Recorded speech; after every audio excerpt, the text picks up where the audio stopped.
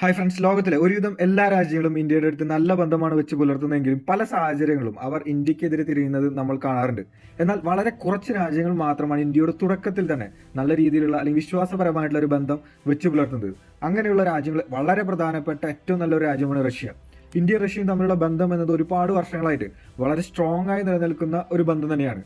അതിന് നല്ലൊരു ഉദാഹരണമാണ് ഇന്ത്യയും റഷ്യയും തമ്മിൽ ഇതുവരെ ഒരു പ്രാവശ്യം പോലും ഐക്യരാഷ്ട്ര സഭയിൽ വെച്ചിട്ട് നേർക്ക് നേർ ഒരു വാദപ്രതിവാദങ്ങൾ ഉണ്ടായിട്ടില്ല എന്നുള്ളത്. റഷ്യയും ഉക്രൈനും യുദ്ധം ആരംഭിച്ചതിന് ശേഷം അമേരിക്ക അടക്കം ഒരുപാട് രാജ്യങ്ങൾ റഷ്യക്ക് എതിരായി തിരിഞ്ഞിട്ടുണ്ടായിരുന്നു, റഷ്യ ഒറ്റപ്പെടുത്തുണ്ടായിരുന്നു. എന്നാൽ ഇന്ത്യ മാത്രം റഷ്യയുടെ ഒപ്പം നിന്നതും നമുക്ക് കാണാനായിട്ട് സാധിക്കും. ഇന്ത്യയുമായിട്ട് ബന്ധം പുലർത്തുന്നതിൽ ചൈന ഒരുപാട് എതിർപ്പുകൾ റഷ്യയുടെ അടുത്ത് അറിയിച്ചിട്ടുണ്ട്. എന്നിരുന്നാലും ചൈനയെ വകവെക്കാതെ തന്നെയാണ് റഷ്യ നമ്മുടെ അടുത്ത ഒരു സഹോദര ബന്ധം ഇപ്പോഴും ദൃഢമായിട്ട് പുലർത്തിക്കൊണ്ടിരിക്കുന്നത്. ഇതിന് പിറകിലുള്ള കാരണം എന്താണ് എന്നുള്ള കാര്യങ്ങളാണ് നമ്മൾ ഇന്നത്തെ വീഡിയോ ഫുൾ ഡീറ്റെയിൽ ആയിട്ട് കാണാൻ പോകുന്നത്. പുതിയ പുതിയ അറിവുകൾ നൽകുന്ന മറ്റൊരു വീഡിയോയിലേക്ക് എല്ലാവർക്കും സ്വാഗതം.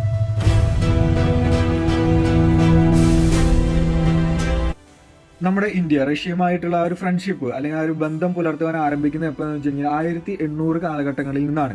ഈ ഒരു സമയത്ത് റഷ്യ ഭരിച്ചിരുന്നത് കാതറിൻ ദ ഗ്രേറ്റ് എന്ന് പറയുന്ന ഒരു ക്യൂനായിരുന്നു. ഈ ക്യൂൻ തന്നെയാണ് നമ്മുടെ ഭഗവത്ഗീത ഉണ്ടല്ലോ അത് റഷ്യൻ ലാംഗ്വേജിലേക്ക് പരിവർത്തനം ചെയ്ത് പ്രസിദ്ധീകരിച്ചത്.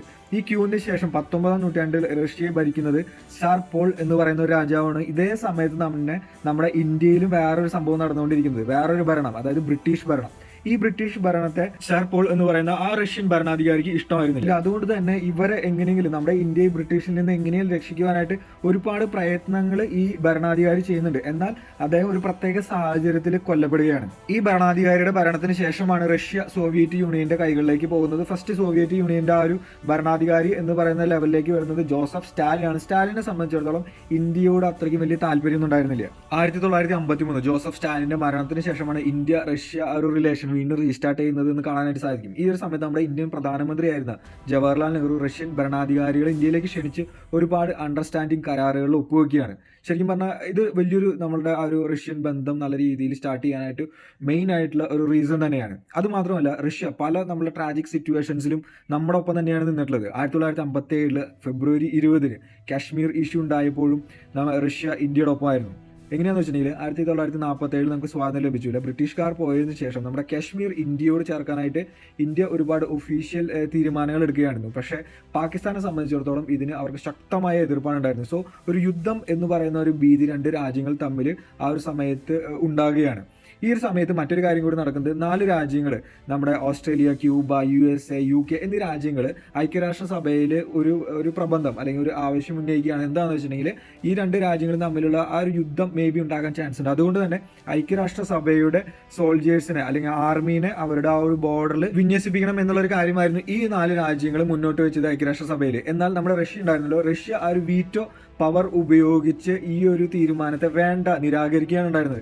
വീറ്റോ പവർ എന്താണെന്ന് വെച്ചിട്ടുണ്ടെങ്കിൽ ആ ഒരു സമയത്ത് ഐക്യരാഷ്ട്രസഭയിൽ ഉണ്ടായിരുന്ന 5 രാജ്യങ്ങൾക്ക് എന്ത് തീരുമാനങ്ങൾ വന്നിട്ടുണ്ടെങ്കിലും അവർക്കും ആ ഒരു തീരുമാനങ്ങളിൽ ഡിസിഷൻ എടുക്കാം എന്നുള്ള ഒരു അധികാരമായിരുന്നു വീറ്റോ അധികാരം. ശരിക്കും പറഞ്ഞാൽ ഏത് രാജ്യങ്ങളാണ് ആ സമയത്ത് ഉണ്ടായെന്ന് വെച്ചിട്ടുണ്ടെങ്കിൽ റഷ്യ ഉണ്ടായിരുന്നു, ഫ്രാൻസ് ഉണ്ടായിരുന്നു, അതുപോലെ ചൈന, UK, USA എന്നീ രാജ്യങ്ങൾക്ക് ഐക്യരാഷ്ട്രസഭയിൽ വരുന്ന ഏത് തീരുമാനങ്ങൾക്കും ഫൈനൽ ഡിസിഷൻ എടുക്കാനായിട്ടുള്ള അധികാരം ഉണ്ടായിരുന്നു. അതാണ് ഈ വീറ്റോ പവർ എന്ന് പറഞ്ഞ് ഈ അധികാരം ഉപയോഗിച്ചിട്ടാണ് റഷ്യ ശരിക്കും പറഞ്ഞാൽ ആ ഒരു സമയത്ത് നമ്മളെ വളരെയധികം നല്ല രീതിയിൽ സഹായിക്കുന്നത്. മറ്റാരാളും നമ്മളെ സഹായിക്കാനായിട്ട് ഉണ്ടായിരുന്നില്ല.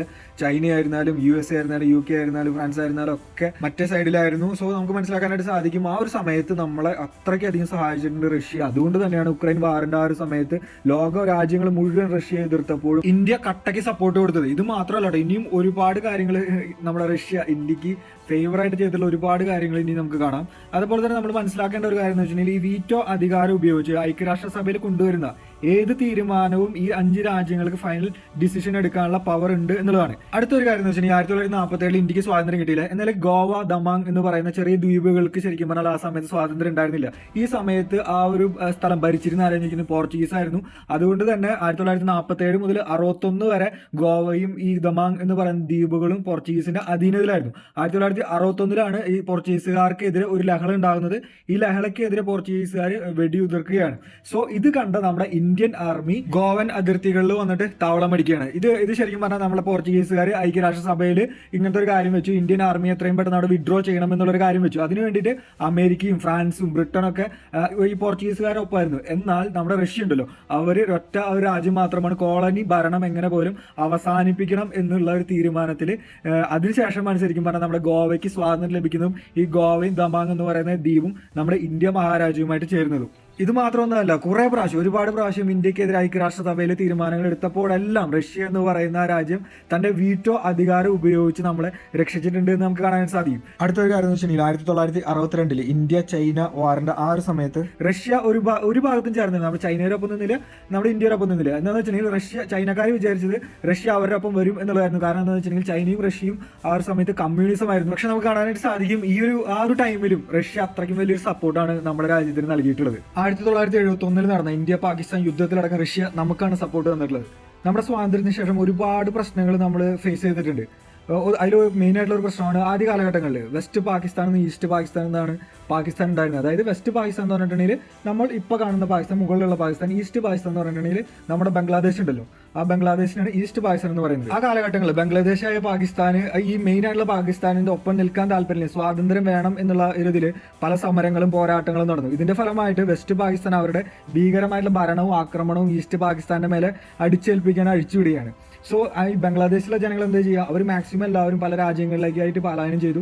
നമ്മുടെ ഇന്ത്യ എന്ന് പറയുന്നത് ഈ രണ്ട് പാകിസ്ഥാന്റെ നടുവിൽ നിൽക്കുന്നത് കൊണ്ട് തന്നെ നമ്മുടെ രാജ്യത്തിലേക്ക് ഏകദേശം 1 കോടിയിൽ അധികം ആളുകളാണ് ആ ഒരു സമയത്ത് ഈ ബംഗ്ലാദേശിൽ നിന്ന് ഇങ്ങോട്ട് കുടിയേറി പാർത്തിട്ടുള്ളത്. ആ ഒരു സമയത്ത് പ്രധാനമന്ത്രിയായിരുന്ന ഇന്ദിരാഗാന്ധി ഉണ്ടല്ലോ, ഈ പലായനം ചെയ്ത് വന്ന എല്ലാ ബംഗ്ലാദേശികൾക്കും സുരക്ഷിതത്വം നൽകണം എന്ന രീതിയിൽ ഉള്ള ഒരു നയം ഉണ്ടായിരുന്നു. അവരെ സുരക്ഷിതമായിട്ട് ഇന്ത്യയിൽ താമസിപ്പിക്കുക എന്നുള്ള ഒരു ഇതുണ്ടായിരുന്നു. ഇത് ശരിക്കും പറഞ്ഞാൽ വെസ്റ്റ് പാകിസ്ഥാൻ ഇഷ്ടമാവില്ല, അതായത് ഇപ്പൊ നമ്മൾ കാണുന്ന പാകിസ്ഥാൻ ഇഷ്ടമാകുന്നില്ല, അവർ നമ്മളെ അറ്റാക്ക് ചെയ്യുകയാണ്.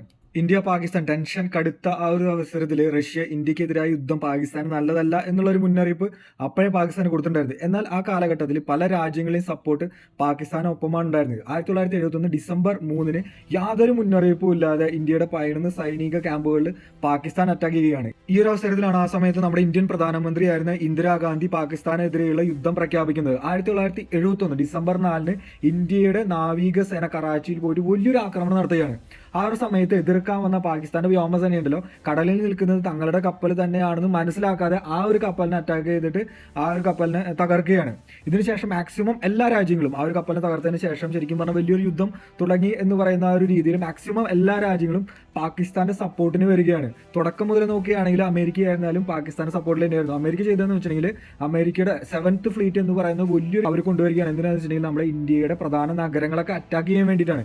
ഈ ഒരു കപ്പലിന്റെ പ്രത്യേകത നോക്കുകയാണെങ്കിൽ 70 യുദ്ധക്കപ്പലുകളും 300 എയർക്രാഫ്റ്റുകളും ഒരേ സമയം തന്നെ 40,000-ലടങ്ങും സൈനികരെ കൊള്ളാവുന്ന ശേഷിയുള്ള ഒരു കപ്പലായിരുന്നു ഈ 7th ഫ്ലീറ്റ് എന്ന് പറയുന്ന ആ ഒരു യുദ്ധക്കപ്പൽ. ഇതെല്ലാം ശരിക്കും പറഞ്ഞാൽ അവർ അയക്കുന്നത് ഇംഗ്ലണ്ടിന്റെ പല യുദ്ധക്കപ്പലിനോടൊപ്പം നമ്മുടെ ഇന്ത്യയിലേക്ക് അയക്കുന്നു. ബേ ഓഫ് ബംഗാളിൽ അവർ ശരിക്കും പറഞ്ഞാൽ ഏത് സമയത്ത് വേണമെങ്കിൽ നമ്മുടെ ഇന്ത്യ അറ്റാക്ക് ചെയ്യാൻ വേണ്ടി കാത്തു നിൽക്കുകയാണ്. അടുത്തൊരു ടിസ്റ്റ് അമേരിക്ക ആ ഒരു സമയത്ത് ചെയ്തതെന്ന് വെച്ചിട്ടുണ്ടെങ്കിൽ പല രാജ്യങ്ങളിൽ ഫ്രാൻസ്, ജോർദാൻ പോലുള്ള രാജ്യങ്ങളിലെ യുദ്ധവിമാനങ്ങളെ പാകിസ്ഥാനിലേക്ക് അയക്കുന്നു. അതുപോലെയുള്ള വലിയൊരു സംഭവം അമേരിക്കക്കാർ എന്താ ചെയ്തതെന്ന് വെച്ചിട്ടുണ്ടെങ്കിൽ ആവശ്യം വന്നു കഴിഞ്ഞാൽ പാകിസ്ഥാനെ സപ്പോർട്ട് ചെയ്യണമെന്ന് പറഞ്ഞിട്ട് ചൈനയുടെ അടുത്ത് ഒരു ഉത്തരവിടുകയാണ് അമേരിക്ക. സോ ഒന്ന് ആലോചിച്ച് നോക്കി, എല്ലാ രാജ്യങ്ങളും ആ ഒരു സമയത്ത് നമ്മൾക്കെതിരായിട്ടാണ് നിന്നിരുന്നത്. ഇങ്ങനെ ലോകത്തിലെ എല്ലാ വലിയ ശക്തികളും ഇന്ത്യയെ അറ്റാക്ക് ചെയ്യാൻ വെയിറ്റ് ചെയ്തിരുന്ന ആ ഒരു ടൈമിലാണ് ആരും പ്രതീക്ഷിക്കാത്ത രീതിയിൽ റഷ്യ ഇന്ത്യക്ക് വേണ്ടിയിട്ട് യുദ്ധം ചെയ്യാൻ ഇറങ്ങുന്നത്. ഈ പരസ്യമായിട്ടുള്ള യുദ്ധത്തിന് വേണ്ടിയിട്ട് യുദ്ധക്കപ്പലുകൾ മാത്രമല്ല അന്തർവാഹിനി കപ്പലുകളും റഷ്യ ബേ ഓഫ് ബംഗാളിലേക്ക് അയക്കുന്നു. അതോടൊപ്പം ഒരു ഫാക്സ് എല്ലാ രാജ്യങ്ങളിലേക്ക് പോകുന്നുണ്ട്. അതിന്റെ സന്ദേശം ഇങ്ങനെയായിരുന്നു: ഇന്ത്യയുടെ മേൽ നിങ്ങൾ ആക്രമണം നടത്തിയാൽ പാകിസ്ഥാനെ സപ്പോർട്ട് ചെയ്യുന്ന എല്ലാ രാജ്യങ്ങളുടെ മേലും ഞങ്ങൾ ഡയറക്റ്റായി ആക്രമിക്കും എന്നായിരുന്നു അത്. ഇത് കേട്ട് ഭയന്ന് വിറച്ച അമേരിക്കയും മാത്രമല്ല മറ്റെല്ലാ രാജ്യങ്ങളും യുദ്ധത്തിൽ നിന്ന് പിന്മാറുകയാണ്. അതുവരെ തനിച്ചു നിന്ന് പോരാടിയ ഇന്ത്യ റഷ്യയുടെ സപ്പോർട്ടിൽ പാകിസ്ഥാനെതിരെ നല്ലൊരു ആക്രമണം അഴിച്ചുവിടുകയാണ്. ഇത് താങ്ങാനാവാതെയാണ് ശരിക്കും പറഞ്ഞാൽ പാകിസ്ഥാൻ അടിയറ വയ്ക്കുകയാണ് ഇന്ത്യയുടെ മുമ്പിൽ. ഇതിനുശേഷമാണ് ആ 1971 ആ ഒരു യുദ്ധം അവസാനിക്കുന്നത് തന്നെ. ഈ യുദ്ധത്തിന്റെ ഫലമായിട്ടാണ് ശരിക്കും പറഞ്ഞാൽ നമ്മുടെ ബംഗ്ലാദേശ് ഉണ്ടല്ലോ അത് സ്വാതന്ത്ര്യ രാജ്യമായിട്ട് മാറുന്നത്. 1998 ന്യൂക്ലിയർ ബോംബ് സെക്കൻഡ് ടെസ്റ്റ് ചെയ്യുമ്പോൾ ശരിക്കും പറഞ്ഞാൽ ഐക്യരാഷ്ട്ര സഭയിൽ നമ്മൾക്കെതിരെ ഒരുപാട് പോർവിളികൾ ഉണ്ടായിരുന്നു. എല്ലാ രാജ്യങ്ങളും നമ്മൾക്കെതിരെ തിരിഞ്ഞു. അതുപോലെ തന്നെ ഒരുപാട് സാങ്ഷനുകളും നമ്മൾ രാജ്യത്തിനെതിരെ വിധിക്കുകയുണ്ടായി. എന്നാൽ ആ ഒരു സമയത്തും റഷ്യ നമ്മുടെ ഒപ്പമാണ് നിന്നത്. റഷ്യ തങ്ങളുടെ യുദ്ധക്കപ്പലുകളും മറ്റ് ടെക്നോളജികളും ചൈനയ്ക്ക് വിൽക്കാൻ മടി കാണിക്കുമ്പോൾ ഇന്ത്യക്ക് അത് തരുന്നതിൽ അവർക്ക് യാതൊരു തരത്തിലുള്ള ഇഷ്യൂസ് ഇല്ല. ഒന്നും ആലോചിക്കാതെ അവർക്ക് അതിൽ സൈൻ ഇടാനുള്ള മനസ്സുണ്ട്. ഇന്ത്യയെ സംബന്ധിച്ചിടത്തോളം നമ്മളുടെ യുദ്ധ സാമഗ്രികളിൽ ഒരു 70% നമ്മൾ റഷ്യയിൽ നിന്ന് തന്നെയാണ് വാങ്ങിയിട്ടുള്ളത്. അതായത് ഇന്ത്യക്ക് അത്രയ്ക്കും വിശ്വാസം റഷ്യയിലുണ്ട് എന്നും അതേപോലെ തന്നെ റഷ്യ നമ്മളെ അത്രയ്ക്ക് അധികം വിശ്വസിക്കുന്നു എന്നുള്ളതുമാണ് ഇതിന് പിറകിൽ നമുക്ക് കാണാനായിട്ട് സാധിക്കുക. ഇതുവരെ നോക്കുകയാണെങ്കിൽ നമ്മുടെ ഡിഫൻസിന്റെ കാര്യങ്ങൾ അല്ലെങ്കിൽ യുദ്ധ വിമാനങ്ങൾ മറ്റ് സാധനങ്ങളൊക്കെ നമ്മൾ ഏറ്റവും കൂടുതൽ വാങ്ങിക്കുന്നത് റഷ്യയാണ്. അടുത്ത ഒരു നോക്കിയാണ് നമ്മൾ ഇസ്രായേലിൽ നിന്നാണ് വാങ്ങിക്കുന്നത്. അത് കഴിഞ്ഞിട്ടാണ് ശരിക്കും പറഞ്ഞാൽ 3ാം സ്ഥാനമാണ് അമേരിക്കയ്ക്കുള്ളൂ. യുദ്ധത്തിന്റെ കാര്യങ്ങൾ മാത്രമല്ല മറ്റൊരുപാട് കാര്യങ്ങൾ നമ്മൾ ഈ രണ്ട് രാജ്യങ്ങൾക്കിടയിൽ ഒരുപാട് ട്രേഡുകൾ സംഭവിക്കുന്നുണ്ട്. അതായത് 2022 കണക്ക് പ്രകാരം ഏകദേശം 61,516 കോടിയുടെ ഒരു ഇമ്പോർട്ട് ആൻഡ് എക്സ്പോർട്ട് റഷ്യയും ഇന്ത്യയും തമ്മിൽ നടക്കുന്നുണ്ട്. ഈ അടുത്തിടെ നോക്കുകയാണെങ്കിൽ ഉക്രൈനും റഷ്യയും തമ്മിലുള്ള ആ ഒരു യുദ്ധത്തിനിടയിൽ അമേരിക്ക ആയാലും മറ്റു രാജ്യങ്ങളായാലും റഷ്യ ഒറ്റപ്പെടുത്തി ഒരുപാട് സാങ്ഷനുകൾ റഷ്യയുടെ മേലെ അമേരിക്ക വിധിക്കുകയുണ്ടായി. സോ അതിന്റെ ഫലമായിട്ട് റഷ്യക്ക് അവരുടെ ഓയിൽ മറ്റ് രാജ്യങ്ങളിലേക്ക് കൊടുക്കാനായിട്ട് സാധിക്കുന്നുണ്ടായിരുന്നില്ല. എന്നാൽ നമ്മുടെ ഇന്ത്യ ഈ ഒരു സമയത്ത് അവിടെ നിന്ന് ഡബിൾ ഇരട്ടി ഓയിലാണ് ഈ ഒരു സമയത്ത് വാങ്ങിക്കുന്നത്.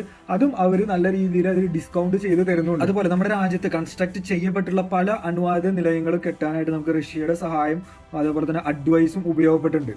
ഇന്ത്യ ഇപ്പോൾ നോക്കുകയാണെങ്കിൽ അമേരിക്കയുമായിട്ട് കൂടുതൽ അടുപ്പത്തിലാണെങ്കിലും ഒരു കാലത്തും റഷ്യയുമായിട്ട് ഒരു എതിർ അഭിപ്രായം ഉണ്ടാകില്ല എന്ന് തന്നെയാണ് എക്സ്പേർട്സും പറയുന്നത്. അതുപോലെ തന്നെയാണ് നമ്മളും അവരുമായിട്ടുള്ള ബന്ധങ്ങളും മുന്നോട്ട് പോകുന്നത്. ഓക്കെ ഫ്രണ്ട്സ്, ഈ ഒരു വീഡിയോയിൽ നിന്ന് നിങ്ങൾക്ക് ഇന്ത്യയും റഷ്യയുമായിട്ടുള്ള ആ ഒരു ബന്ധത്തിന്റെ ആ ഒരു റിലേഷന്റെ കാര്യങ്ങൾ കുറച്ച് ഐഡിയ ലഭിച്ചിട്ടുണ്ടാകുമെന്ന് വിശ്വസിക്കുകയാണ്. ഈ ഒരു വീഡിയോ നിങ്ങൾക്ക് ഉപകാരപ്പെട്ടു എന്ന് വിശ്വസിക്കുന്നു. നമുക്ക് അടുത്ത ഒരു നല്ലൊരു വീഡിയോ ആയിട്ട് കാണാം. അതുവരേക്കും ബൈ.